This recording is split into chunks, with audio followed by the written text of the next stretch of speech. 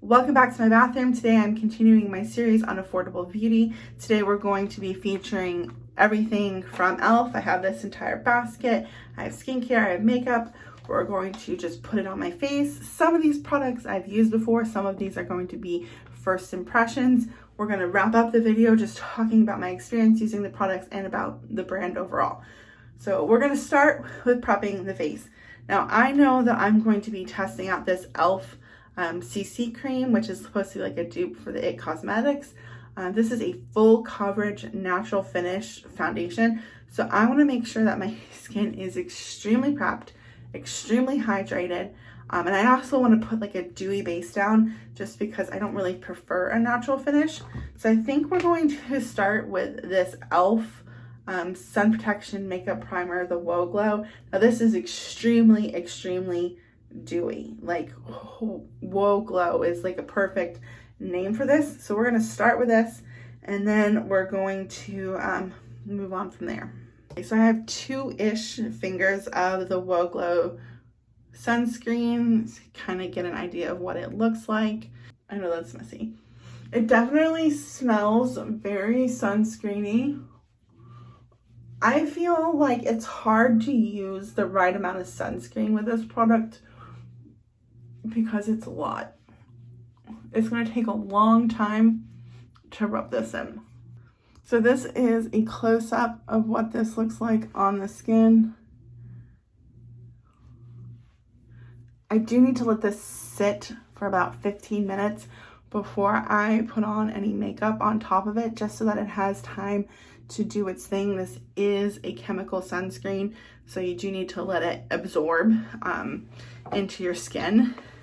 So for the base, I'm going to use this e.l.f. Camo CC cream. Now this does have an SPF in it. It is a hybrid of a chemical and physical sunscreen because it has octinoxate and zinc oxide and titanium dioxide. Now octinoxate can cause irritation for some people in their skin, so we'll see. I picked up, I have no idea what shade, light 205 neutral. I have no idea if this is going to match, but we're going to try it anyway. Worst case scenario, I just wash my face. I'm going to be using a beauty sponge just because I want to get really light coverage, as light of coverage as I can get from this product. I don't want a full coverage face. So I'm going to pump this out on the back of my hand. That's what it looks like. I'm not sure this is a great match. And I'm going to start in the center of my face and work my way out. Okay, so this is the finish. Just a light layer with the beauty sponge. So far, so good. I am going to take this down my neck a little bit just because the color isn't quite a match for the rest of my body. Okay, so I have 3 different concealers from e.l.f. I have this Flawless Brightening Concealer, which is for like under the eyes. It's kind of like a YSL dupe, you know, the Touche Éclat. Then I also have the 16-Hour Camo Concealer. This is just the regular version. I have it in the shade Light Peach. Now here's something fun. This is the e.l.f. Hydrating Camo Concealer, which has a satin finish, and it is also in the shade Light Peach. These are very clearly not the same color. So I'm gonna do a little swatchies for you so you can see. We're gonna do the e.l.f. Camo Concealer regular on the top, and we'll do the hydrating version on the bottom. So this is the original and this is the hydrating version, and these are supposed to be the same shade. Now, as you can tell, these are extremely warm, which isn't gonna work for my skin. This is a straight up pumpkin shade, and this is a closer match, but it's still quite yellow, which I guess should make sense for a shade called peach. So that's my fault for picking the wrong shade, but obviously I'm not putting either of these on my face. I just rubbed them together to see if I could mix them, and they don't play well together. which isn't surprising since one is like super dry and one is hydrating. We're going to move on to eyes. The first thing we're going to talk about are these No Budge shadow sticks. I have 3 shades currently. We have this Crystal Champagne, Magnetic Pull, and then Rich Amethyst are the 3 colors that I have currently. I'll show you. This is what the stick looks like. It's really very typical of an eyeshadow pencil. And then this end is like a little sharpener if you need to sharpen it. Okay, I have these like shimmery things. The writing on the bottom is really small, so I can't read it. It's like a glitter eyeshadow. I'll have all this linked so you can see the exact products. I'm going to do swatches. So those are the 2 shades. They're very metallic when they're swatched. This is kind of like a greeny gold color. I think we're just going to keep things fairly simple, and I'm going to go in with the Champagne Crystal color all over the lid. Because I have that sunscreen and the makeup, my eye is very emollient right now, so a lot of this is going to blend away, which is fine because we're going for a more understated look. I'm going to add a little bit of this metallic eyeshadow to my eyes, probably just in the center, just so it'll pop a little bit more. I don't know how well these layer though, so we'll be testing that out. Of course, I can't have an e.l.f. video without talking about like the putty products. I have the putty bronzer and then I have the putty blush. I'm going to just show you the putty bronzer. I can't remember what shade I got it in. To be fair, I also just don't really like bronzer. So this is the bronzer product. I know a ton of people like this. This is just not my preferred formula. This color is just not my preferred color. This is just a no for me all around. I know that's an unpopular opinion, but I don't like it. I have the putty blush in the shade Tahiti, which is like a really fun color for summer. Again, I don't prefer this formula. For blush today, I am going to use this e.l.f. monochromatic multi-stick. I have this in the shade Rose. I will give you a little swatch of this. This is definitely very shimmery, so this is going to be like a blush and highlight in one. So that's a thick swatch of it, and that's it rubbed out. I think I'm going to try and use my beauty blender for this. I've not done this before, so this is experimental. That's a little bit more blush than I like to use, but it is what it is. Now I'm going to go in with this e.l.f. Lash and Roll, which is supposed to be a dupe for the Benefit Roller Lash, which I don't currently have right now, or I would like do a side-by-side comparison. But we're just gonna put this on both of my lashes. Both sides. So we have one coat on this eye and none on this.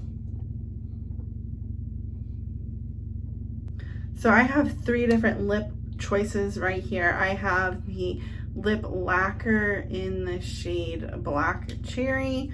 I have the Hydrating Core Lip Shine in the shade Happy. And then I have it in the shade Delightful. And of course I'll give you swatches of all 3 of these. That is the Black Cherry. And then this is Happy. And this is Delightful.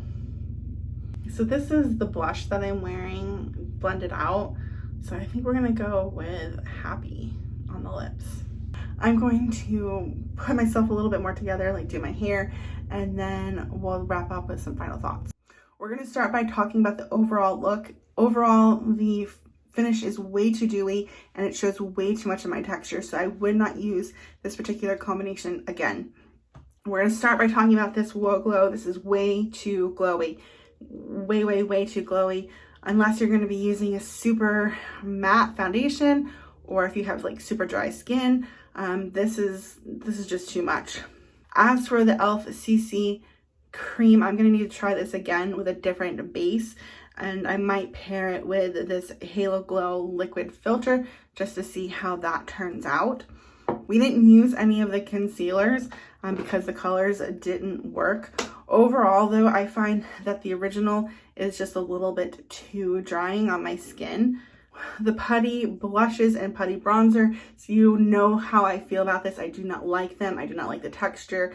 I don't think I would like the texture of this type of product even in a high-end formula, so it isn't like e.l.f. specific. It's just like the concept that I don't enjoy.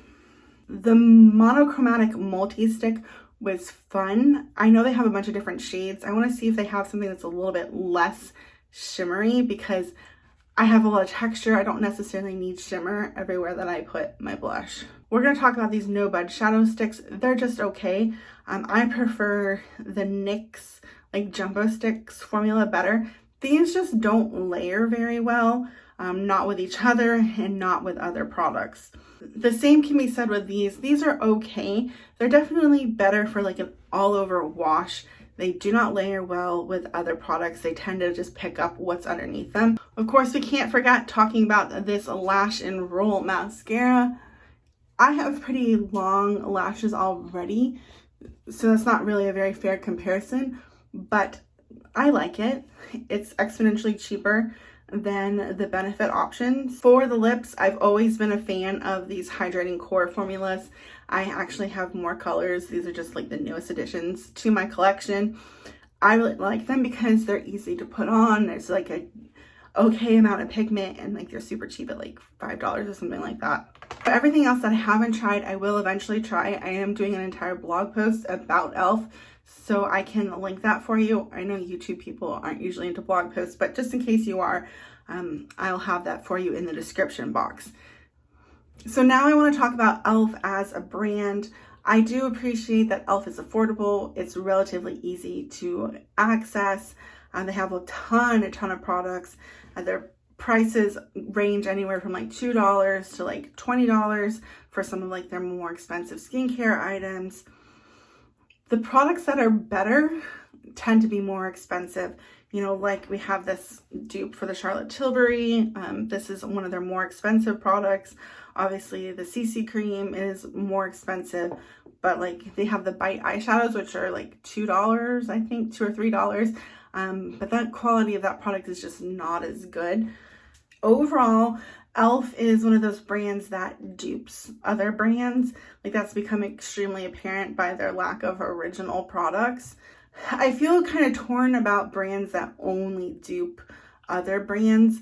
Obviously, it's nice to have an affordable option, especially because makeup is getting really expensive and not everyone has the budget to buy high-end products. However, it would be nice if less brands were duping each other because then there'd be more original products, because the dupe culture has kind of gotten out of hand. It's gone from drugstore brands like e.l.f. and Makeup Revolution to brands like Tarte duping, you know, other high-end luxury brands. So overall, I would say when I would compare the products from e.l.f. to like the originals, I prefer the originals every single time. But if I didn't have the budget for the high-end makeup, there's definitely plenty of these products that are sufficient swaps. I wouldn't call them dupes, but sufficient swaps. And I'm going to have a blog post where I talk about all of these e.l.f. products in a little bit more detail. I'll also go over some of the products that I haven't mentioned or covered in this video if you're interested. I know blog posts aren't really a big thing on YouTube, but if you're curious, I will link that in the description box. So until next time, you may want to watch this video, and I would love it if you would subscribe. Bye.